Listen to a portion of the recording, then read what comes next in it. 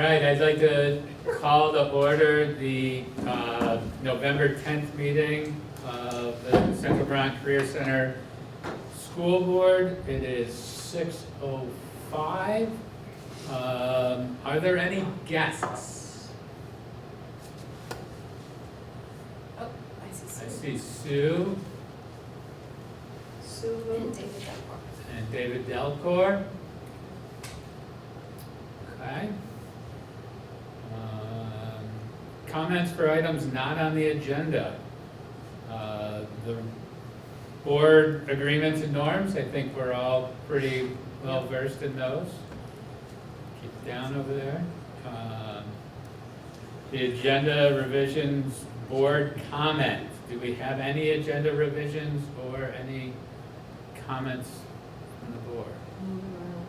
All right. Any public comments and correspondence? Is there anything from the public? I would say that I've gotten several emails similar to what the facilities committee had last week of folks reaching out with ideas or suggestions around the bond vote. And I have been responding and inviting them to facilities meetings and CCing or blind copying Alice in those so that she's aware of those. Alice. I received a couple of emails from Berrytown residents. They may very well be duplicates of what Jody had received about ideas for how to expand, enhance, and best utilize Spalding High School as a continuing point for the Career Center. So again, it was just people adding their concerns and their ideas. You mean not for now, for the future? For the future. I received several emails in response to an email or a post that I had done on Front Porch Forum trying to explain the commingling process and the attempt at having a unified school, and was met with a couple of here's and a lot of we should really know for full transparency who's voting, and one that was like, we should know because if it had passed and we voted no, then we shouldn't have to pay. So, It's really community minded. which kind of, reinforced my post. Right, of why we commingle. Right. Is it a policy that we co-mingle or is it legal? Yeah. Is it like a legal? It's our policy in the charter, I believe, right? The original charter. Is that the same with Washington Central? For the budget? Yeah, for the budget. I don't believe so. It's not commingled. I don't think so. I think it's, I think Marshfield and Plainfield are commingled. Oh, I thought Washington Central was, is it? but I'm I've not only 100%. I've only gone through the process once, so. Okay, the consent agenda. Approval of minutes from 10/7/25. Do I have So moved. is there a second? Second. 5 seconds.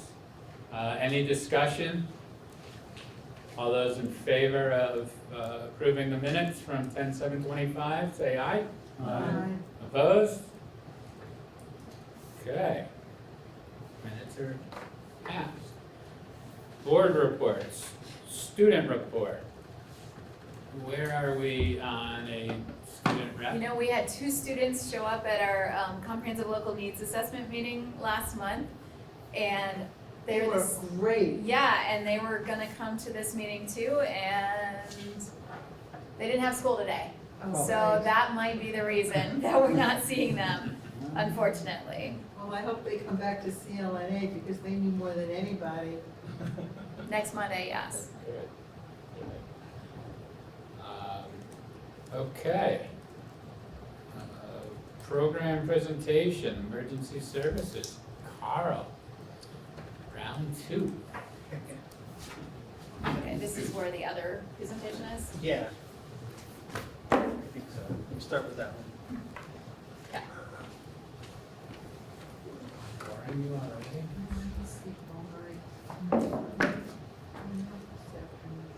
I don't know how good our internet is here, because it seems people's faces keep disappearing.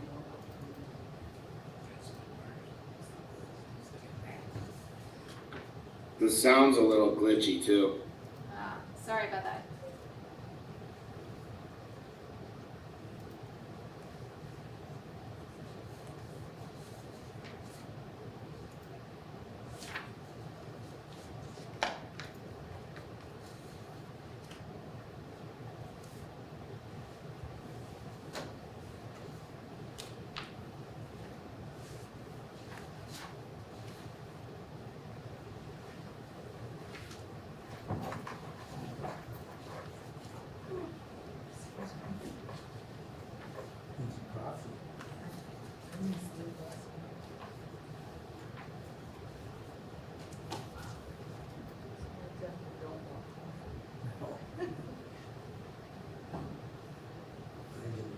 Very slow. I'm sorry, everyone. This is you. Must be the rain, maybe. Slow down the I'm not that, sounds. mine's not that slow. Yeah, this one. Do you have fiber? All right. So, good evening, everyone. I'm Carl. I'm the emergency services instructor. And just kind of giving you an update of programming this year. So, missed that. Anyway, the emergency services 1 program that we've had the last 3 years. This is just kind of wrapping up that and kind of moving into where the students are or and numbers are for this year. So students in this program get their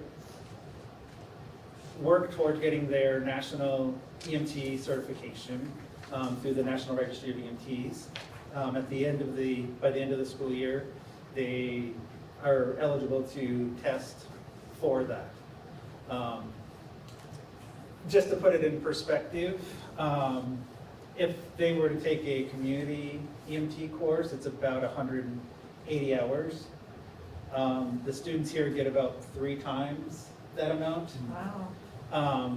which allows for more hands-on and skill time 540 and hours. and to be able to make sure we're reinforcing the knowledge and information that they're getting and understanding it and stuff. So it's a huge advantage for these students. They are now getting 6 credits, it used to be 5, VTSU, because I kind of asked them if they would be looking at other secondary ed programs in the, looking at other colleges in the Northeast. Most of their EMT programs are 6 credits. So I kind of asked them to increase it, and they did that, just to be on the same level as the other than the region. So this year, we have 7 students, or started initially with 8 students actually, and we have 7, including a co-op student. 1 student had left early on into the program and went back to their sending school. The number is a little bit lower than it's been the last few years. I'm not exactly sure why. I wasn't part of the process for the application process for this group because I was teaching the 2nd-year students last year. But I do know, like at the end of the last school year when we went into the summer, there were 11 or 12 students that were accepted into the program. And then over the summer, like 5 dropped, and I'm not sure why. And I asked if we had that qualitative data to know why, and that's not something that's routinely collected unless they provide a reason to that, which And I You know think- if they changed programs or left the Dropped out of school? it. They just never came. Yeah, Okay, So sometimes we'll get, like a semi-school will send an email, the counselor or someone at that semi-school will send an email and say they've decided to take this. Sometimes a student will reach out and say they're withdrawing because they've decided to go to early college. But we don't always get the reason. but it's not switching to a different program within our, No, if they've done that, usually we've pulled from a waiting list and we may have had one go from your program to medical professions. there might have That's been, yeah. possible, yeah. sorry. So yeah, so there's a variety of reasons, and if we had a good way to do it, I think it would be good data to collect. Because if we don't know why students are not coming here, how can we fix, if there's some sort of concern or issue, how can we fix that if we don't We know? could appeal to them. Yeah, That'd be good to figure that out. So all the 24-25, so last year's students were successful in completing the sort of programs, both first and second year students. They were completers with their emergency services program. And all are working in EMS or other healthcare related fields, or are continuing on their education post-high school and college and some other. But the majority of them are all in one of those places and healthcare related, so. Quick question. Yes. Would this be a good foundation for a student that was interested in pre-med in college? Yes, and I actually, in the, good question.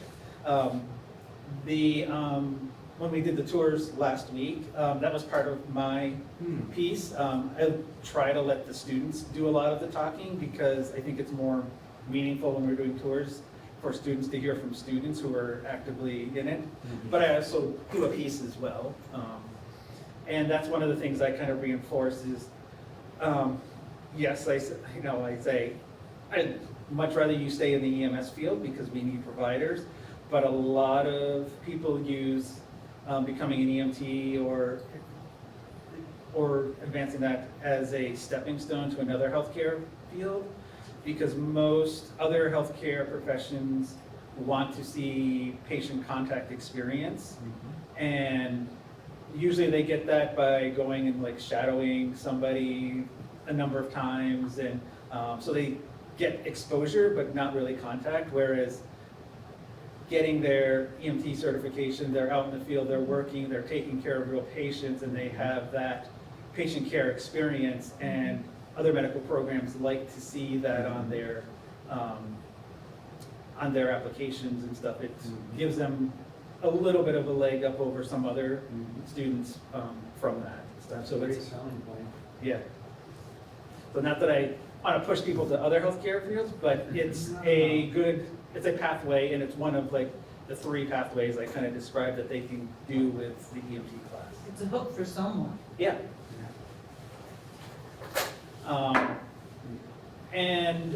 We are continuing to build community and collaborations amongst the health science program. So MedPro and us, we collaborate a lot together. We did a more than normal early on this year because our medical professions instructor was out on medical leave. So I was helping with their sub that was in there, and we did a lot of our cross-program collaborations that we do during that time while she was health recovering. And she's back and doing very well, so that's a positive thing. And I am very grateful. But we're still building that. Plus, we're working with a lot of other programs across the center. We have a virtual field trip coming up in December where we're going to be working with Otto. And it's a science-related kind of field trip, and it's centered around vehicle safety.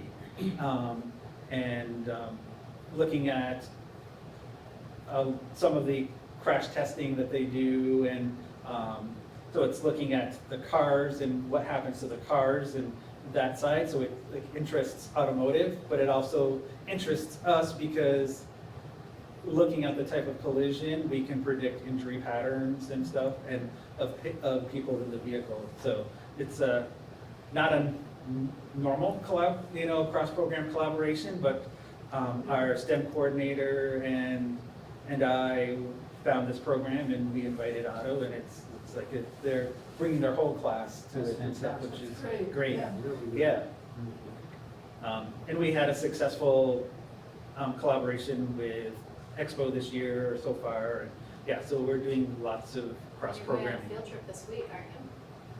Yes, yeah, our students this week, we're actually going to Cabot.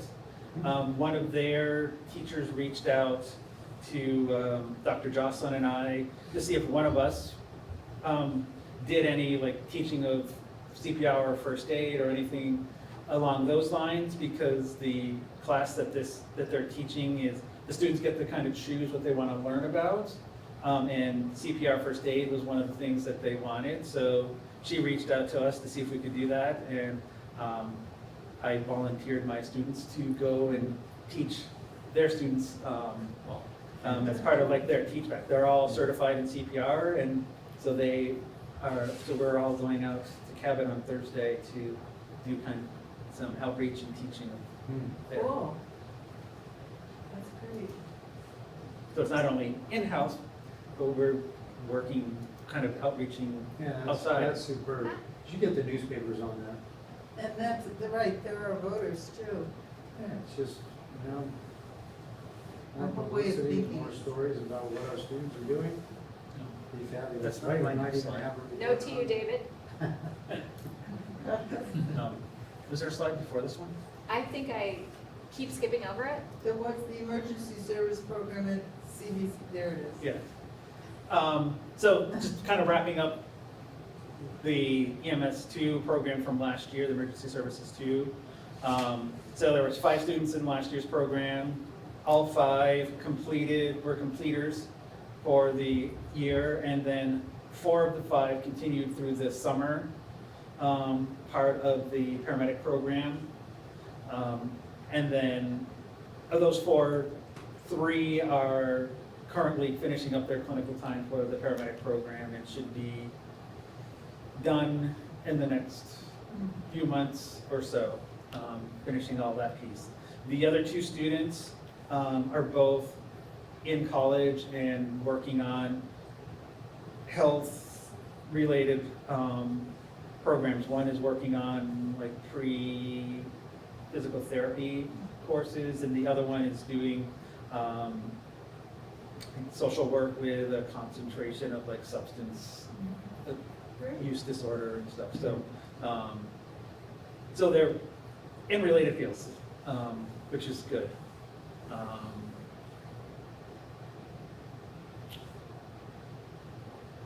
Yeah.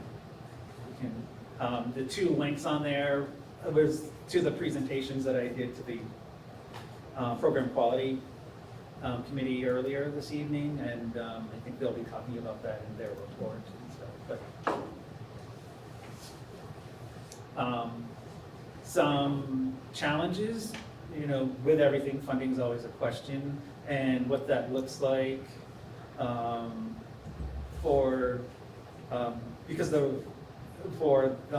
if we decide to unpause or do an alternate model for an EMS2 program. And then what the staffing for that would look like is another question. And then just recruitment of students in general into the program. And in the advisory board meeting we had this morning, my very long advisory board meeting that was almost 2 hours long, I kind of tasked and asked some of our industry partners that were directors of local EMS services to maybe work to do some outreach to the schools in their area to kind of just do some outreach and education as to what EMS is, and maybe spark some interest in students for the EMS, in the EMS field, and stuff, because as I kind of, my capstone in my master's program, was on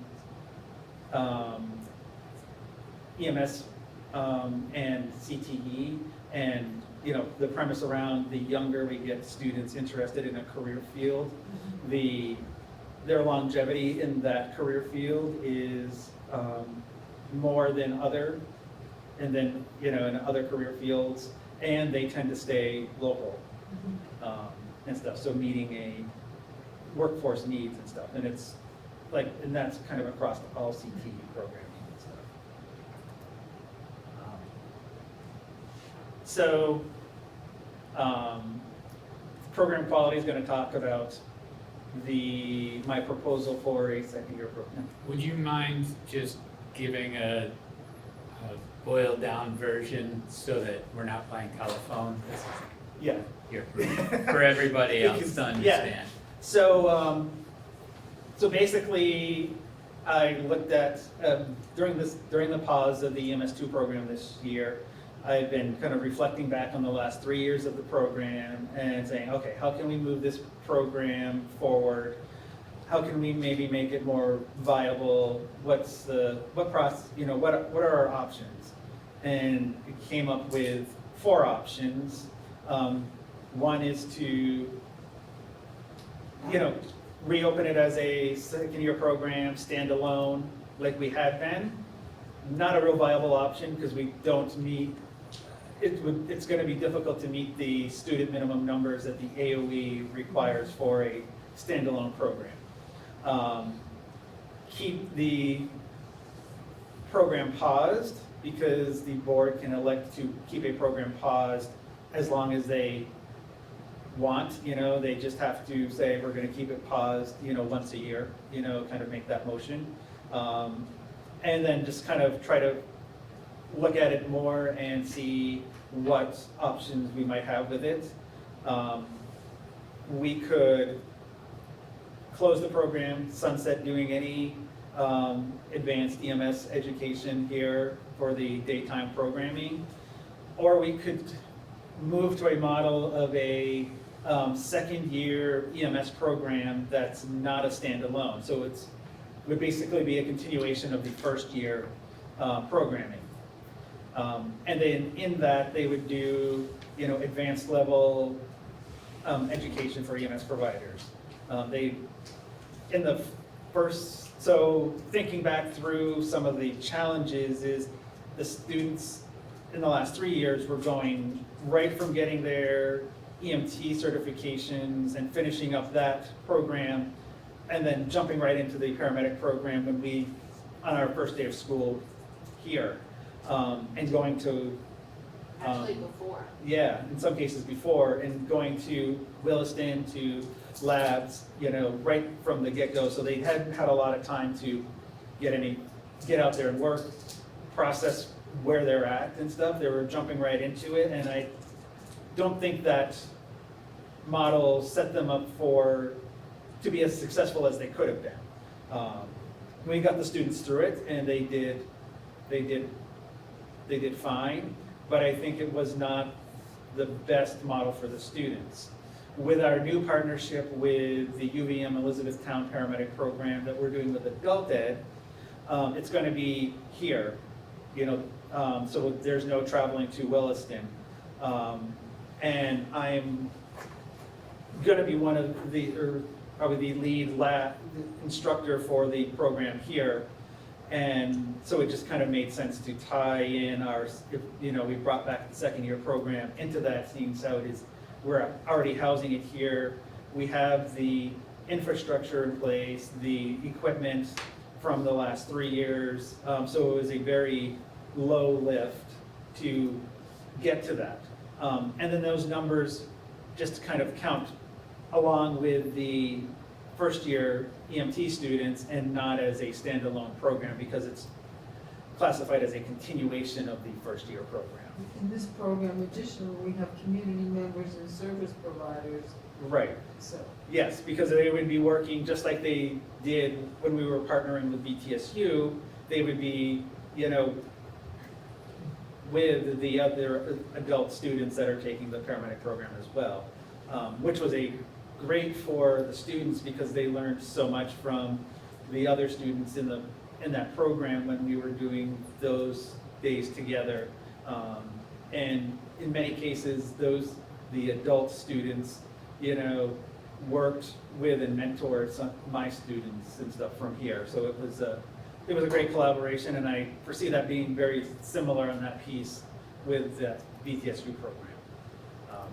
So my recommendation to the program quality was taking that option, making it that continuation of the second year, or the first year program as a second year program. So it would kind of look very much like our cosmetology program, where we have cosmetology 1 and cosmetology 2 is a continuation of the first year. So you have to complete the first year before you can go into the second year. And they're not standalone programs, they're just a continuation. So that was my recommendation, to do that. Also, keep the standalone EMS2 program on pause while we're doing this, so we can collect data to look at, okay, is this our best option that we're doing? Is there a way we could make it a standalone program for whatever reason? It just gives us options down the road, and it doesn't cost us anything, it doesn't hurt us, it doesn't do anything to keep that paused, other than putting it on an agenda once a year to say, we're gonna keep this paused while we collect some data and look at, you know, best practice options and stuff. Did that answer everything? Yep, that's great, thanks. Guy? Carl, a couple of questions. Yes. First of all, thank you for presenting, and I always learn something when you guys present. So one of the things I learned tonight is the 3 times the amount of time that was spent to become an EMT. So I'm gonna play devil's advocate with you. I'm a young kid who wants to be an EMT, and I tell my parents what the requirements are, and they go, so why should I work 3 times as hard to become an EMT? Why don't I just take the course? And so the sales pitch for that is what? And then my other question is, to follow up on your piece in terms of perhaps pre-med, is the program appropriately named? And I'm sitting here going, so based on what you said, what's the difference between that, what he just said, and medical professionals, for example? And that's a long question. Yeah. Anyway. So, Can I start? sure.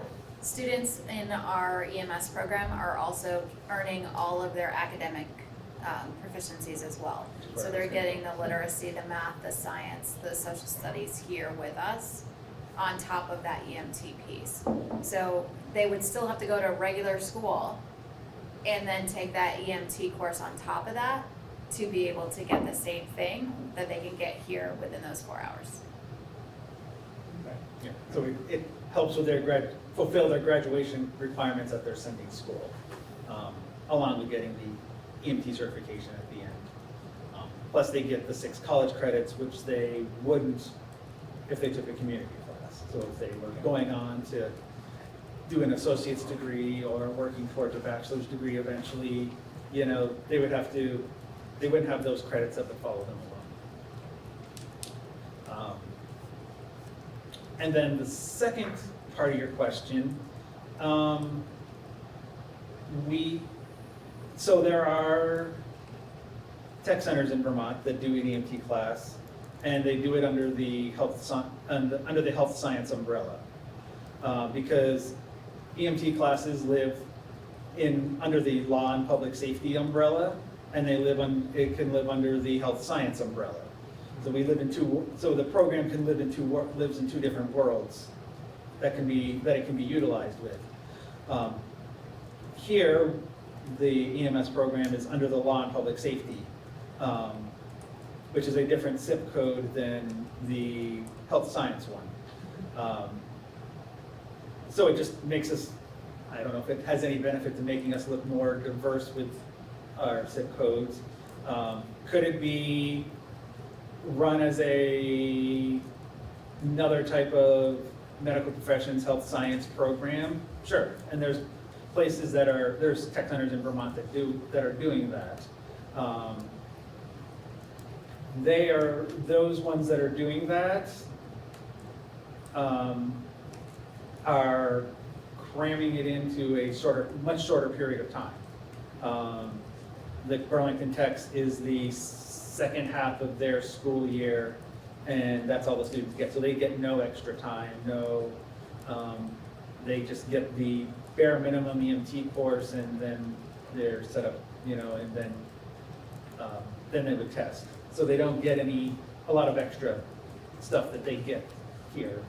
But is that a choice they've made, and it doesn't matter irrespective of under law enforcement or whatever, or health sciences? I wonder if they have more students in their courses because it's under health sciences, which seems, maybe it's broader, maybe parents are more interested in health sciences than law enforcement. Yeah, that could be. There are right now only 2 other programs that have EMS programs under the law and public safety umbrella. And they come from like smaller areas, oh no, I take that back. There are 3. So Riverbend has one, Canaan has one, and Essex Tech, wow. Essex Tech. Thank you. It's been a long day. This is their first year doing one. Then there's, and I think theirs is under from my understanding, is under the law and public safety one. The others, Burlington Tech, Hannaford, St. Johnsbury, they are all doing it under the health science umbrella. And it looks much different than the programs that we're doing.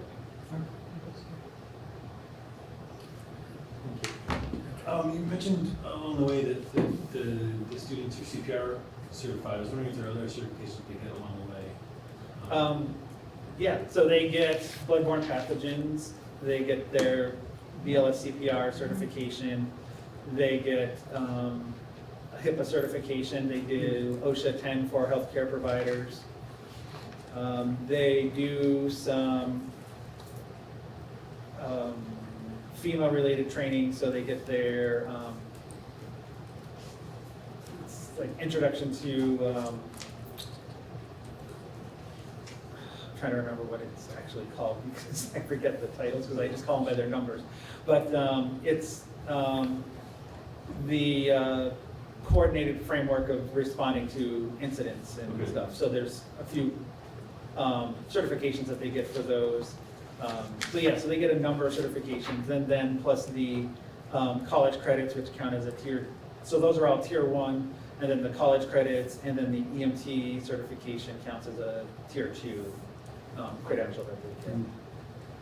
And by the way, so you don't have to hold it in your head, it's in our packet there's like our mission statement, and then there's industry recognized credentials and college credit opportunities. I think it's not in the board packet, it's in the program quality. Oh, You don't get it. never mind, we didn't get it. We're shaking our head, we're okay. That's a nice image though you're gonna get. I was saying, so I was All thinking the about data. is there a lot of like ski patrol jobs, right, that students could be Oh, really that's qualified for, overqualified for probably, but might not be able to bring other kids in. Yeah, the other piece that's relatively new, and this was a legislative change that I found out by accident, is that if someone has their EMT, they can, it's just paperwork to get their LNA license. Okay. So that was a legislative change that happened that not many people, at least from my side of the world, were told about. And so, but that's another option for students, once they get that they could do the paperwork and pay the licensing fee to get that and stuff. It's actually not a very complicated process, looking at the materials to do that. One more quick question. What's your capacity in this program? Is it 12 or 16? For the first year, it's 14, I think is the It's number. also in the packet, Oh, okay. It's a- And the previous So you one. could double Yeah. the number. yes, yeah, I think it's 14 for the first year, and then the second year It was was 12. Yeah, Okay.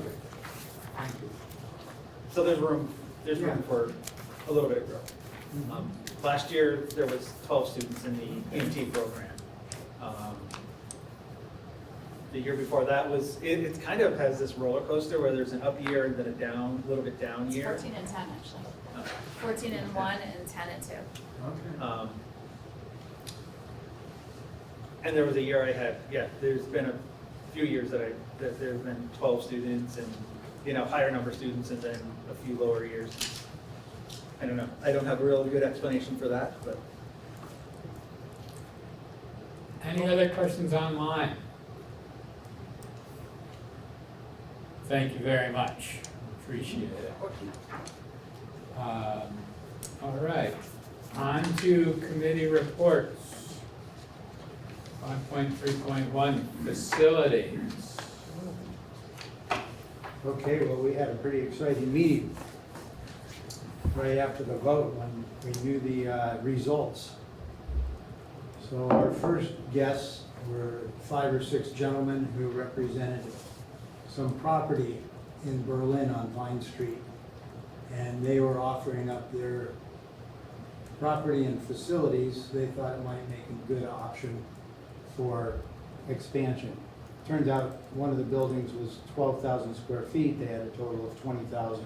Anyway, I think Jody has the map of the property and the building. So they were serious about Does that mean, discussing with us. if they're discussing, I'm sorry, does that mean that we're not gonna move towards this, did we lose everything we had? Let's let him finish. I'm sorry. That was a little bit part of the discussion, but these gentlemen were here first. Okay, you're because gonna they go were- in order. They were the public. Okay. And then we had people recommending that we initiate an advisory group and collect data and look at some of the qualitative evidence from all the feedback that we received, on Front Porch Forum and Facebook and the presentations. So on November 18th, we're inviting all of you to join us at another facilities meeting. And then you can come slice and dice the data with us. And there will be hopefully some community members there to look at the data. I don't know if we're gonna You're establish gonna an invite us advisory. officially? Yeah. Jody will. In case it's another facilities meeting in between the others. Because we want to look at some of the Yeah. questions and assess some of the costs and whether or not you take, we discuss whether it's worthwhile taking the gym out, for example, which is around $5 million. Or what's the number?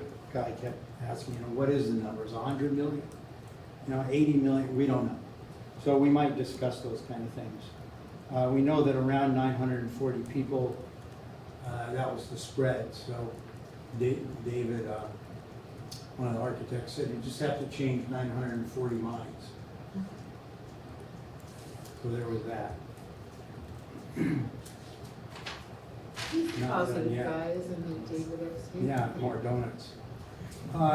Suggestion lobbying the legislature and all these changes around education reform and of course Jody's right in the mix there. So she'll be lobbying, I'm sure, and talking to people about potential funding sources. We talked about that. Talked about other funds.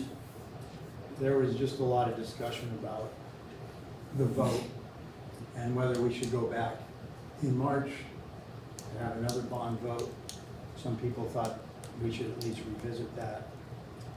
So, I don't know, there was a lot of discussion about a lot of different things. I'm missing some, I'm sure, Jody, I didn't. Is one to wait till next year? Yeah, there's definitely a concern about, like, certainly I heard you, Todd, say that you didn't like being called tone deaf, Yeah. and that we don't want to appear that way in response to this. Like, we saw results. We're grateful for the number of voters who came out. It's just 1,100 short of what we had at town meeting. And for most communities, they didn't have anything else to come out for. So they came out to let us know, right? And so we do need to take this seriously and think about what other alternatives are there?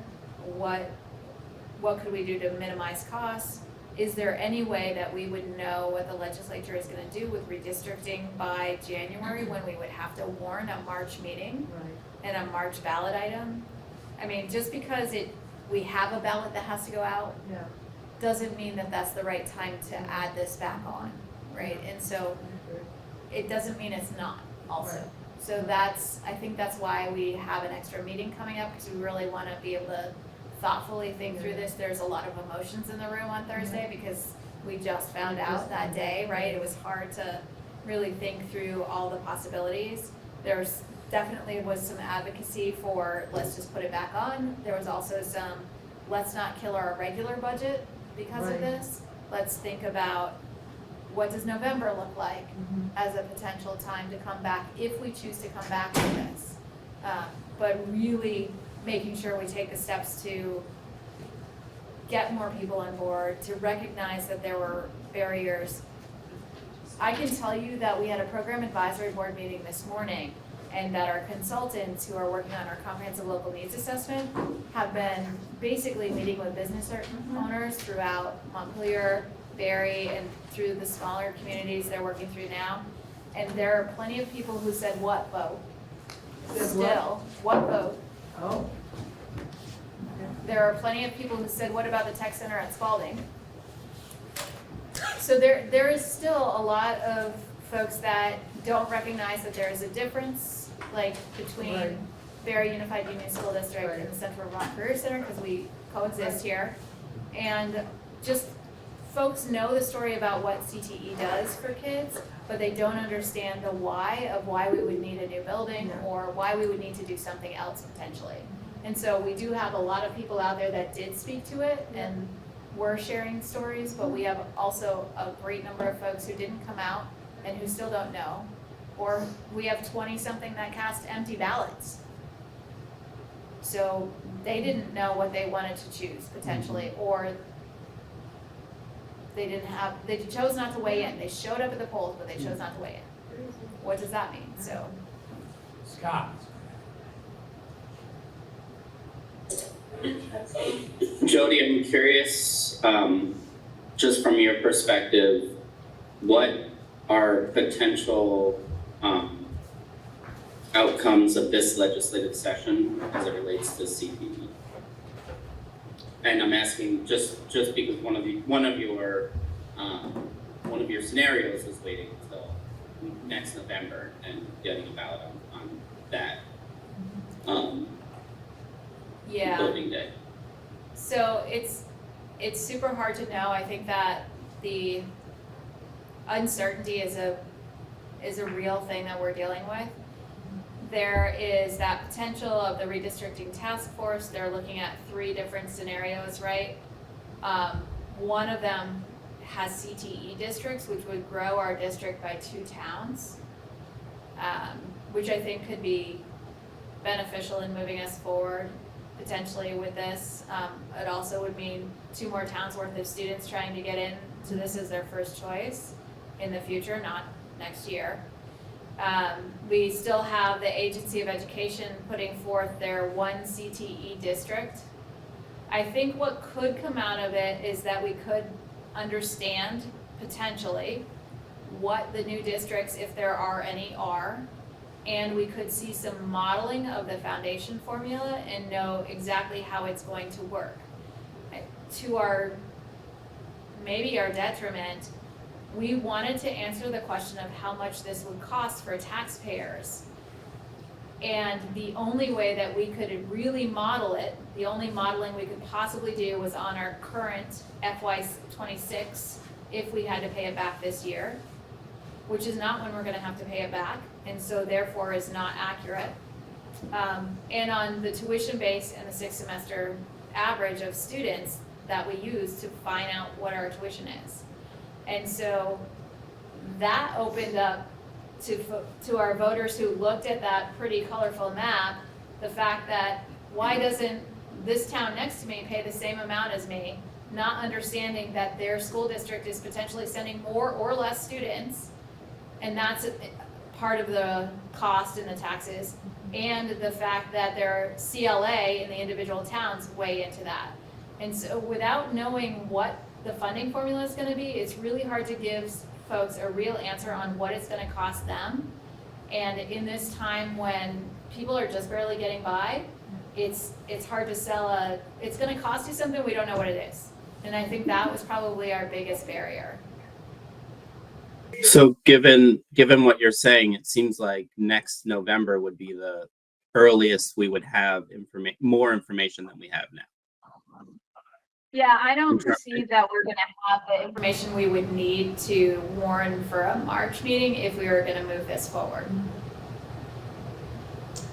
And if we don't do next November, there's town meeting in March still, for another opportunity for a vote. Just wondering if we would have more information from the state, or We may have to extend our option if the land that we're looking at is still the land that you would want for that March. I think we could still fit it in March of '26 or November of '26. March of '27 is really pushing it. I'm not sure we would be able to do it. Maybe. Something that came out of the facilities meeting is that trying to push for March would also be a big burden on the front office because you have to do a budget, and I think that if we plan that a year ahead of time, we can push through. But I think we should consider that as well. It's like how much effort can we really put for changing 900 minds, and also put forward the work needed for assembling a budget. Yeah, I think what we missed maybe was that we do not have a budget for marketing again, or continued work with our architectural team. And so it would be on our staff here in-house to do any marketing that would be needed if we were going for a March vote. However, if we're looking at November, we do have all the materials we have, and we could budget for some additional pieces there. I think it's important, and I just lost my train of thought, I'm really sorry. We did a lot in a very short time. When we picked a marketing team in June, maybe July, and then that team didn't work out, and we swapped, and we went to a new, as Dave Delcourt wrote, quarterback for our PR, and we did a lot of stuff in-house with students supporting that, videography students who are first-year videography students who were editing and putting together videos, 30-minute videos, right, 30-second videos, and just the in-house staff making every piece of literature you saw go out. And so we have some great stuff. We have some awesome resources in-house.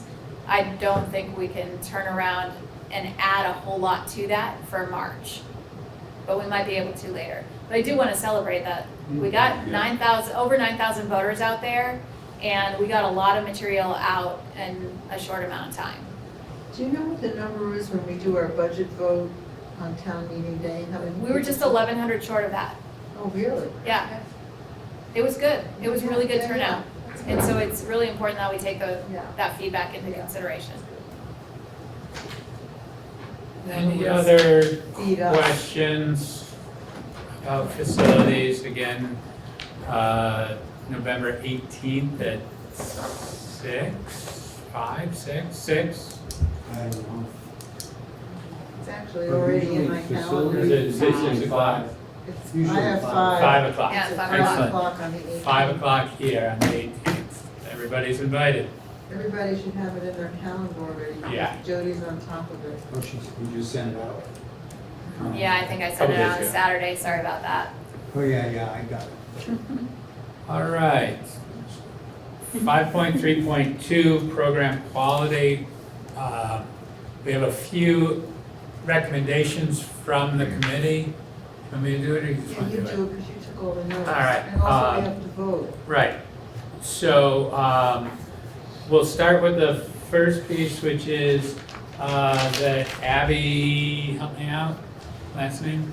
Alan. Abby Or Allen. McDevitt, but, yeah. Nay Allen, is put together this school profile. And it's a document that will be going to guidance counselors in all of the Sunday schools.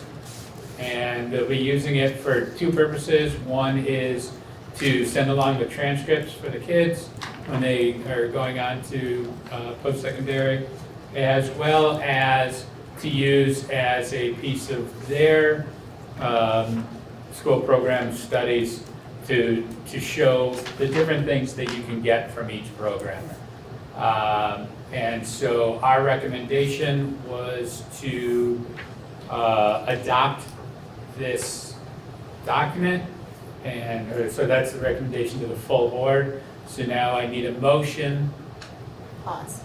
It wasn't on this agenda, so. Oh, we have to put can't on vote our on it, next thank you very much, sorry about that. Stay I tuned. even asked. So about that'll be that. on our next board meeting Thank you. agenda, Thank you. which is why you didn't see it in advance. So what Wow. is the EMS two? Alice was clause? getting all nervous over there, sorry, Alice. So do we vote on the EMS? Yeah, we're gonna do the, clause? we're gonna do Those the are other part. actually down in our discussion and action section. Okay, Okay. all right. So, well, The program quality has actually met twice since the last board meeting.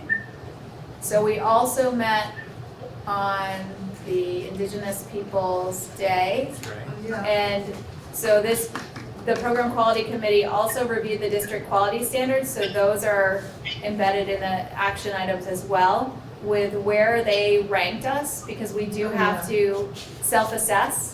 And then the board will have a chance to talk about that, and if you agree with the self-assessment, the board will approve that so that I can turn that into the Agency of Education.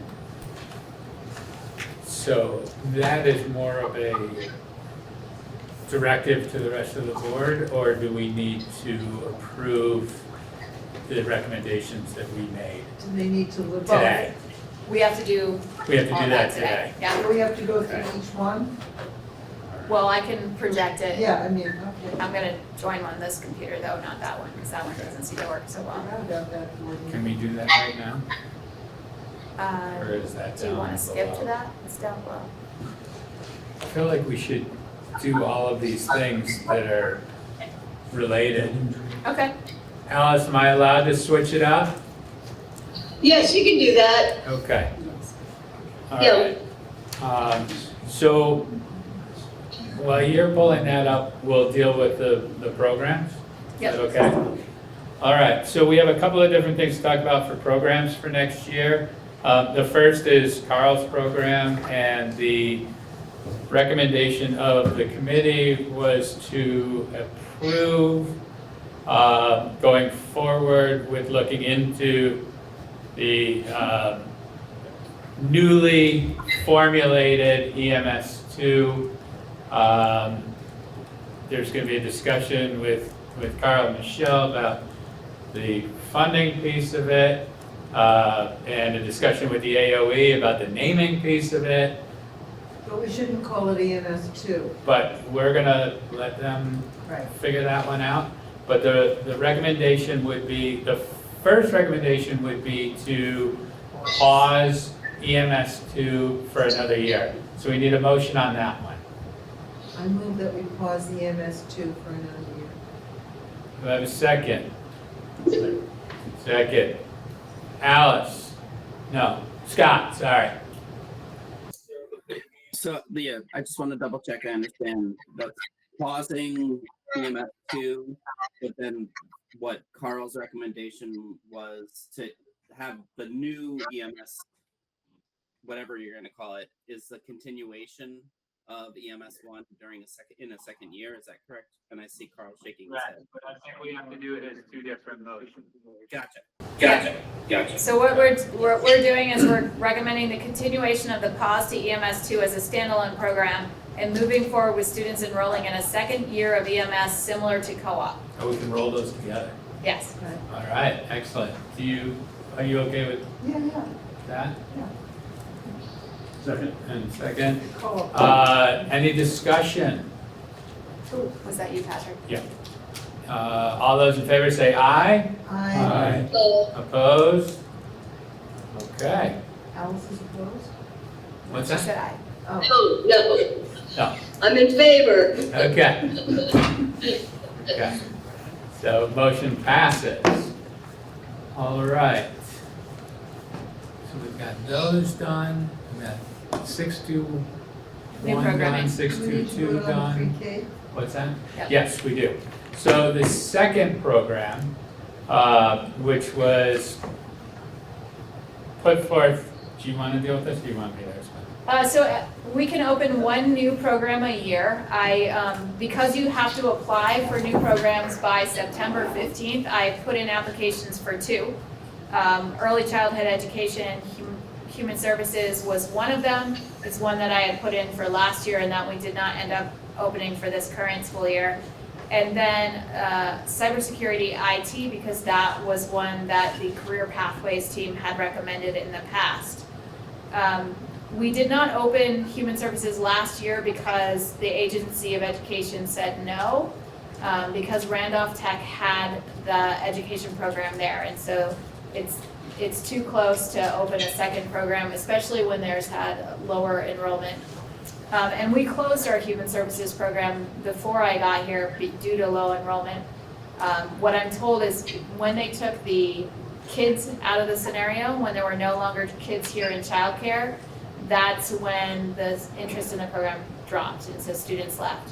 We have, so the agency said they would support us on either of those two programs. They preferred the early childhood now because Randolph does not have the program, they closed it.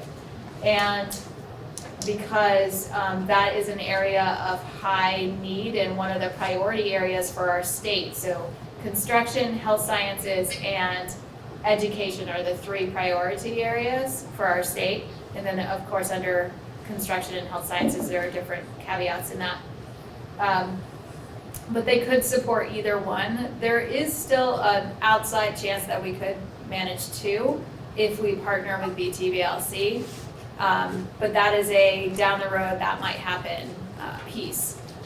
If we open early childhood human services, it would not be on campus. It would be at East Montpelier Elementary School. Washington Central has reached out to partner on that program.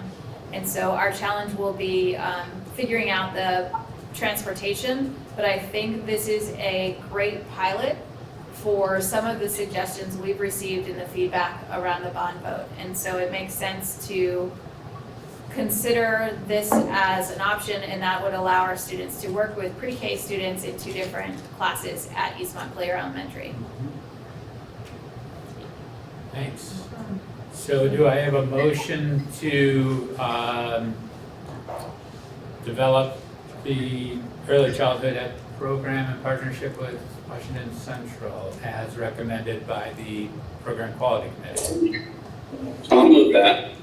Scott, do I have a second? Patrick? Any discussion? Just a comment. For history buffs who believe in history repeating itself, the human services program used to be Aggie 32. And I sat on the advisory board. So you're part of history. All right. Just Yes. question on it, is East Montpelier a fit? Was that suggested by the superintendent, by Stephen, or is that? Yes, Stephen and Alicia, I met with Stephen and Alicia about it. They both requested that. Okay, and would it be, is the language flexible enough that it would fit for a different school if that turned out to be better fit at Washington, is it in the district? Yeah, I think what we know is that East Montpelier has a classroom set aside for us for next year, so that our program can be in that classroom. There was some suggestion that potentially Berlin, for example, might benefit from students being able to go there as well. Because I have not talked with the Berlin principal, I did not want to include that in the recommendation. Right. But I wanted to be clear that it was not going to be in this Right. building. I mean, Berlin would be easier transportation wise, but, yeah, that's excellent. But we don't have to stipulate the partnership because it's our program, it's not a partner Right. program. Right. I thought Capstone So- might also be a good partner because they have Head Start. Okay, so I'll call the vote. All those in favor of supporting this idea, would say aye. Aye. Opposed? Okay. Thank you, excellent. Michelle's just gonna find all this money. I skipped right past the budgeting, but I guess I already know where I'm going, so let's not look at the budget No, tonight, and no, I'll, we review it later, okay? decided to pack all that together. All right, so now we can go back up Yep. to the, well, we need to do the District quality standards. district quality standards. So in your packet or no? Yes, it's in the packet, all the highlighted yellow. Correct packet. So this is a pilot and it's a self-assessment. So every district is supposed to self-assess themselves and then turn that into the Agency of Education. I know it's due this month. I can't remember the exact date. It's on page 6, starts on page, oh wait, Yeah, and I'm sharing it on the screen. oh, there it is.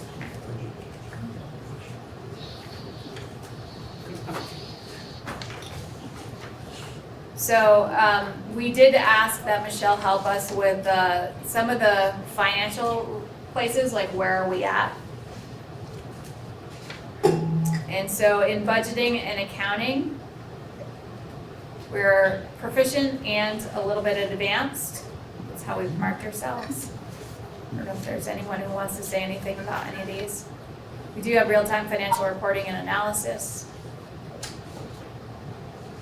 Yeah, the only reason I didn't fully put us in advance is because it's not necessarily an automated system in which allows for integration between multiple districts. It does within our system, but we're not using eFinance, which talks directly to the AOE. This board chose a few years ago to not go in that direction, and we're using a Tyler product, which is widely used in the state of Vermont in finance, and it's an amazing program, and we're continuing to use that. So that's kind of why I don't think we're quite at that advanced level yet, but we've definitely tackled some of the pieces in that.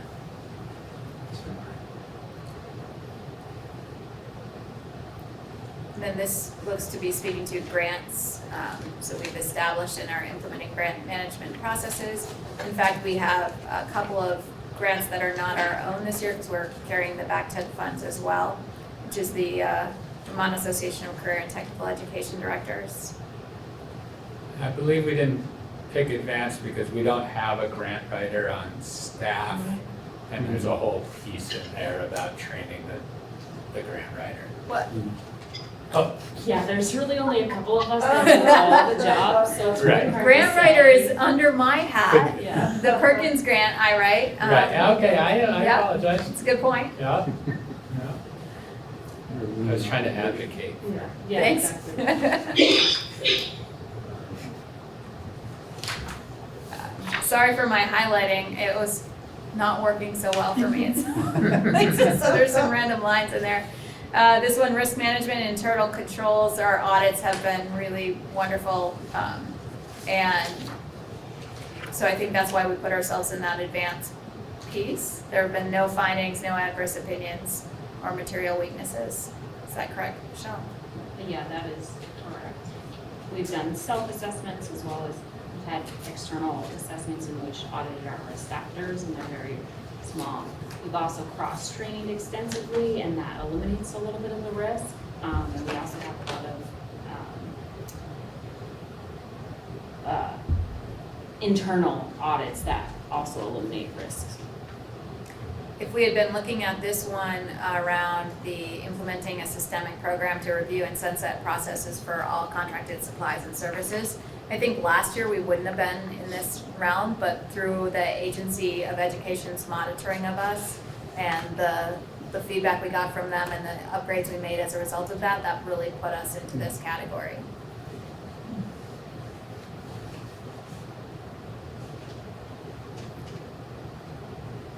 We have been evolving since day one, and I think we have a lot more in place. If you'll remember, one of my goals last year was the policies and procedures documents, getting those together.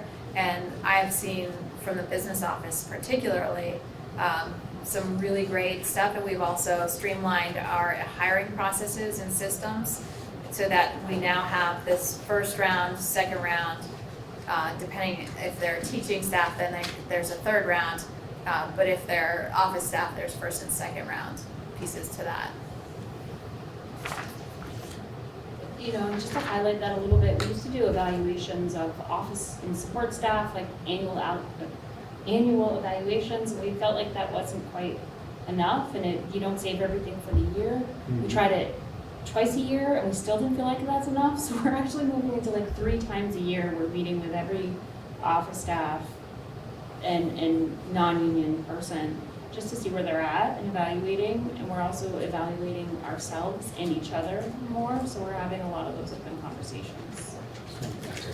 It's really opened the line of communications and created a lot of trust, and it's been Working. This will also be, last year I think was the first time that the full staff did the superintendent evaluation. This year there'll also be, they don't know this, surprise. They will also have the opportunity to evaluate the rest of the admin team. And so Michelle will have staff responding to her, our assistant director, our counseling coordinator, and our special services coordinator will all get feedback from the full staff this year. Are you taking care of that? Yep. Okay, so Yeah, that's, we're I'm not just putting that on doing you. yours. You're still just doing mine, yes. Okay. Yeah, that's great. So 3 separate different- Yeah. Yeah, that's super. And I actually tasked my staff with giving them the pre-evaluation of me and have them edit that to say, what are the questions you really want to ask? Or what are the things you want to give me feedback on? And like getting them to write the evaluation process first. And what are the questions that you should see on that? What are some things you can answer? What are some things that Jody should answer? What are some things other people can actually answer? So it's a whole process. Super, and they're very receptive to that. Oh, yeah. Yeah, fantastic. The next one, data management, systems in place for efficient and purposeful collection, use, and sharing of data. I think that there's lots of data that we have to provide to the state, that we have systems in place for that. We have the system of comprehensive local needs assessment data and sharing that and reviewing that. But overall, we don't, I think you spoke to this maybe earlier in the meeting, we don't know when students get accepted and they're all excited in the spring and then in the fall they don't show up, what happened in the interim that made them change that course, right? We don't know that data. We could do better at making sure that we have information about our students so that we can continue to contact them, because when it's a 6 month out or 2 years out, going back out and finding out, are you still in that job? Are you still in the career line that you studied for here? How are things going? It's hard to find our alumni and get that information from them. So there's still a lot of work that we could do to improve our data. Do you have a program for that? There are programs that help you track graduates, mostly used at the collegiate level, so I think we need to talk, Todd. I don't know what they are, I just. Okay. They're calling you all the time. I get an Still get a envelope call asking in for me. money every year. Yeah. It's hard to answer the facilities ones because we're existing in a facility that is not ours. And I think I saw that Giuliano was on here. I know he's on the Berry board and on the facilities committee. So Giuliano, if you can share with Jamie that we're mostly marking proficient or not marking at all when it comes to facilities because we don't have ownership of that piece. There's some work we were doing in the safety pieces because we've been working on some of those, but there's still work to be done.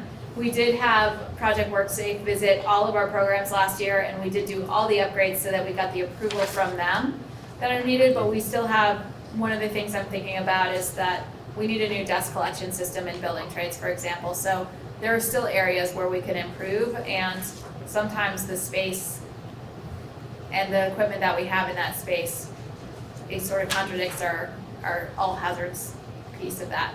We do have the emergency operations plan from the Barry Supervisory Union, and we need to like add in the components that relate to us because we can't do that separate from them when we do work together when there's an emergency, and with drills, like we do our evacuation drills with them, we do our like lockdown sort of drills with them as well. Makes sense. Go ahead. And there's a new legislation that came out in July, that went into effect in July for next school year, that schools need to have a cardiac emergency response team and plan in place. And I've actually been working on that project and stuff, and I'm gonna meet with Jody and Hannah to go through that when I have it done here, hopefully soon. And then meet with the nurses, because they should be on board with it. And they're probably the ones that are gonna be in charge of that with the BUSD. So we're all on the same page and stuff. That's great.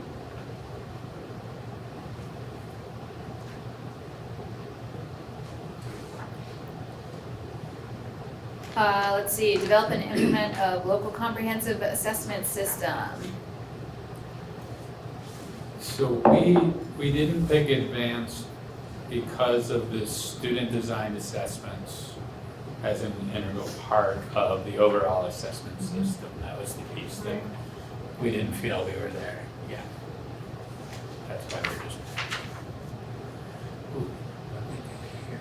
We picked both in the continuous improvement plan because we've been doing really 2-year plans as aligned with Perkins. And this year we're gathering a lot more data and working towards more of a 4 or 5-year plan. And so some of it, we felt like some of it we were proficient in, but it was for that shorter amount of time. And there are some pieces where we maybe haven't addressed it quite as much as we would like to. So we put ourselves kind of crossing the line on that one.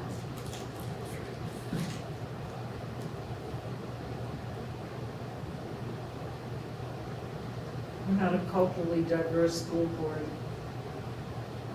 Okay. That's why we have approaching. And I think we continuously have a goal to have community input. And while recently we've had more community input than ever before, we still struggle with that in that communication and outreach.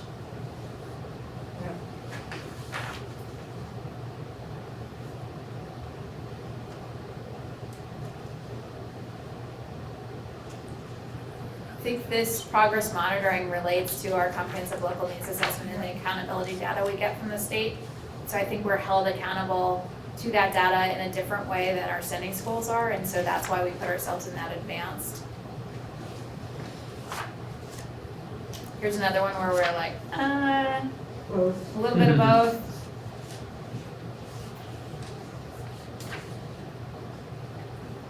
We recognize some of the barriers and try to provide supports for our students, particularly from different groups, but there's also some work still to do. And continually adjust. Yep.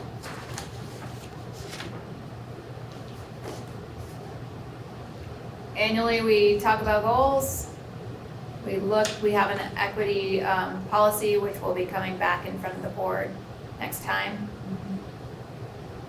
And we believe that all of our board members know our goals, so.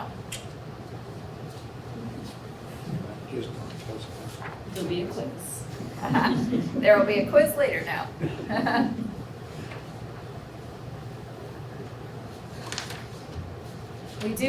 Because of what we have to do, again, for the comprehensive local needs assessment, it feels like we do look at state and national comparison data and trends as we're planning and moving the work forward.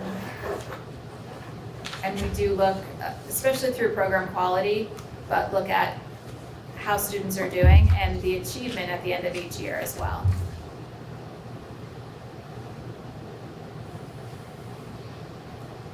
Somebody else speak to that one. This one, The evaluation yeah, it was all about the process. evaluation, which I think we've got pretty dialed in right now. Yep. Strain my shoulder. We don't believe we are a policy governance board, right? Was that? We're not a policy governance Right. board. So we put ourselves in approaching as a result of that. And we talked about that actually, didn't we, of those of you that are on other boards that do policy governance, if that was something we were gonna talk about at some point. Just throwing that out there. What's the significance there? I mean, we have- Policy governance, that idea that you don't micromanage, right? You set up the big stuff and you're supposed to let the administration do the work. You're not on the dance floor. Oh, right, Isn't that what that is? yep. Yeah. We don't do that? And I think in the next one, we don't have the board annually self-assess its performance based on its operating protocols and processes.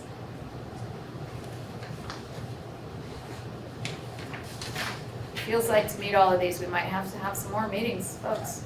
Oh, good. We have another one in November? Okay. I think we could have a We retreat. have one more week, right? And then, a Next meeting.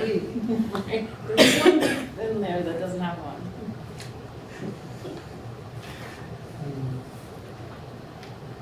I'm just, my watch is like dinging over here. I'm sorry if it's distracting, but apparently there's a weather advisory meeting at 3 a.m. tomorrow morning for superintendents. Huh, It's Anyone want to do that for me? change over No. right now. maybe you can. Is it gonna Really? be snow? You mean they're Yeah. gonna close schools? I hope not. Can't have No. a snow day in November. Oh, right. November.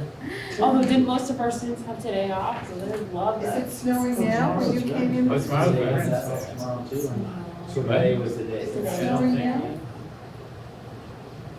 Okay. Maybe snowing. This is again about the assessment. That's why we put ourselves in approaching. Yeah, Yeah. Again, same thing. Yep. Same again. Yep, same thing. and we go to student outcomes and we spend a lot of time on that. Yep. We monitor student outcomes, yeah, exactly. So we put ourselves in there. Yep.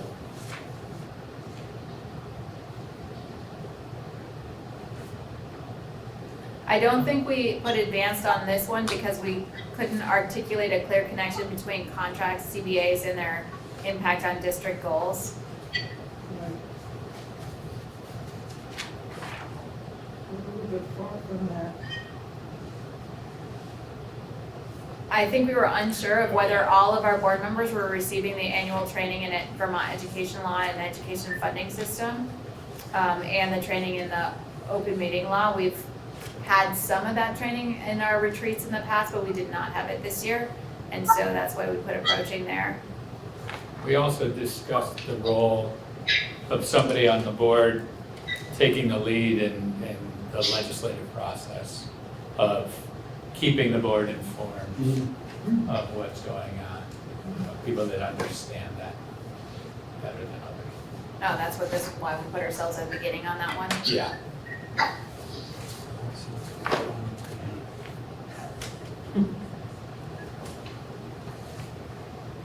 Yeah, and so we don't regularly communicate with the local elected officials, so we put ourselves in approaching on this one as well.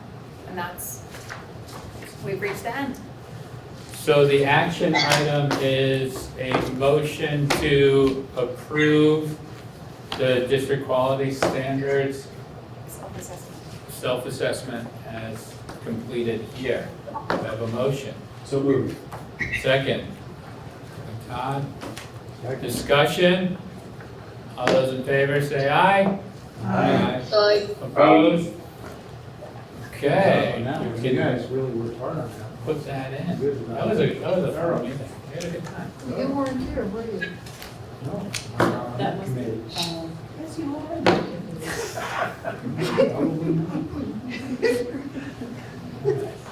That takes us back to superintendent's report. There we go. Yep, superintendent's report, thank you. Oh, Alice. Oh, Alice.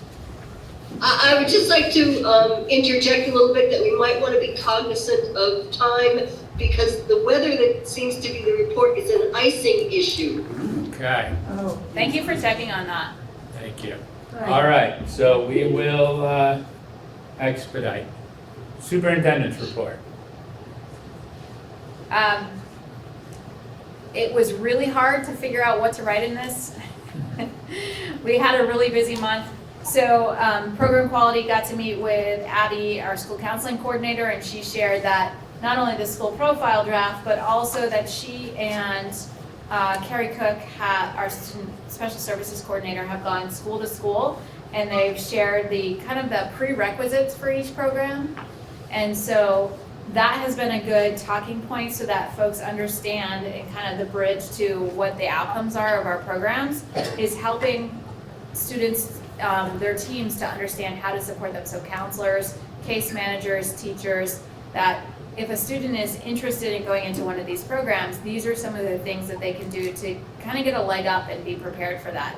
These checklists, although they're linked there, are not meant to be used in isolation. They're meant to be used in a team in talking about it, or someone who is giving a student some advice around where they're at and what courses might I want to take before I apply, that sort of thing.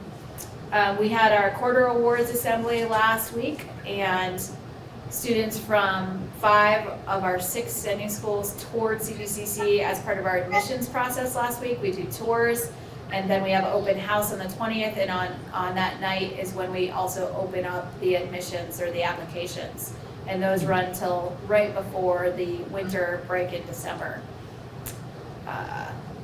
Again, want to just thank everyone who got out, put out signs, shared your thoughts about the new center, cast a ballot at the polls, all of those things. And there were lots and lots of different places where we were able to campaign. So we used a postcard mailer, we used Facebook, we used Instagram, we used Front Porch Forum, we used our newsletter, we saw articles across the newspapers, Times, Argus, Valley Reporter, Bridge, The World. We had radio ads on Froggy, Frank, and WDEV, and then we had some different TV broadcasts, WCAX, ABC 2244 were here, and WPTZ. So across all of those platforms, we got a lot of exposure, I guess we'll say. And I know that some folks in the facilities committee said, we have momentum, we don't want to lose the momentum. So if we're pushing out further, thinking about different possibilities, we just need to keep the communication running. We had forums in the spring and the fall. We did not necessarily still get to everybody, and so what other ways can we reach out? And I just wanted to shout out to Anna Ryan, our admin assistant downstairs, our digital media arts videography instructor Carlos, and his students for all of their work promoting the bond. And I also want to say that a bunch of our students voted for the first time ever Yay. in this piece. I love that. And so that when you saw my message go out and the entire second paragraph was dedicated to the students, that's why. There were a lot of students who were really looking forward to the outcome and hopeful, and some of them even cast ballots. And I wanted to let them know that the no for a new career center is not a no to our students, that everyone supports our students and values them. And then I just shared some of the images that have been recently posted from our programs and students doing the stuff that they come here for and that we all love to see. Thank you. Michelle. Mine will be quick. Human resources update, fully staffed. We are looking for some lead instructors and lab assistants for upcoming EMS classes. But that's with District 6 and District 8, we're working together to hire those folks, so if you know anybody, send them our way. We are underway with our audit for FY25. I attached the November expense report.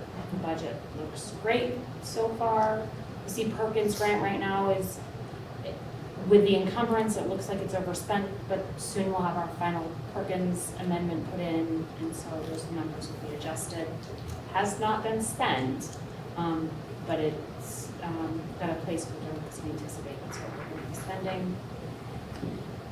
And then I did attach our first budget draft. Although I don't think it warrants very much discussion tonight, particularly because we've made some decisions that might need to be looked at. Most of those decisions are already included in that option 2. Option 1 was level services, and that was just for wage benefits and things that I know that we are legally obligated to pay or need to pay. No new programming, nothing like that. I'm sure you've all heard health insurance rates are 7.3% overall increase, and that's the first time since 2023 that it's been under double digits. That's great. Dental rates, I'm anticipating, they haven't been filed, but they also haven't been updated in a few years. I'm definitely anticipating there's going to be some sort of increase there, so I think I budgeted between 3 and 5%, which it's very minimal, but I anticipate that it's going to be happening. So that's their level services, maintaining just what we have now. With a second electrical program. But it's, so it's maintaining what we have now plus electrical is, right now has a few students who need to maximize the number of students, so that's this. Option 2 includes building trades, the shop area does need some upgrades. I said it's a ventilation system, but I think it's a dust collection system, so I might not have the exact wording on that, but they do need some upgrades to that. And then the new program for human services and or IT cybersecurity. I wasn't quite sure where we were going there, so I kind of threw some of them both in. The thing about human services is since it's off-site, it will include, we need to budget for not only the instructor, but a full-time lab assistant. So we need to have somebody there with them at all times too. So. Do we have to pay transportation for that too, or is that the sending schools? That'll be a discussion. Right now, It depends. If we bring everyone here and then bring them over there, then yes, we have to pay transportation. If we have them delivered directly to there, then it's different, but we have to figure that out with our sending schools. I have a meeting with the principals across our sending schools in a couple of weeks. And did you have a position for EMS in there? Not yet. Talk about that. not yet. So there is going to be some updating. So level services would be about a 2%. Kind of our wish list would be more like 7%, but there's a little bit of adjustment that needs to happen based off some of these decisions. I'm not able to forecast our tuition rates yet. I am a tiny bit, only because I have the numbers from FTE, like our total number of students, but I don't have that base education rate number, and that's a pretty important number to have. So although our overall budget may go up by, I don't know, say 5%, because we have more students, our overall tuition rate might only go up by 2 or 3%. But I'm not ready to project those numbers until I get my December 1st letter, which tells me, or at least tries to tell me those numbers, so I can make some solid guesses. Again, those numbers come out in December. So that's when we'll buckle down. Yeah, so this one's kind of just looking at where we're at, and then next time we meet together, I would pull in EMS2, human services, maybe pull in or out cybersecurity. We had a quote for the dust collection system, but possibly a second quote on that. So we're talking about Do you need a special second meeting. November meeting for that, or is December gonna work? December should work, because Okay. I don't think I'll have the information until after December 1st. It's usually that maybe a second December meeting. Would it be? Yeah. I'm on to this other meeting. Yeah, I'll get you guys out of the November one. Okay.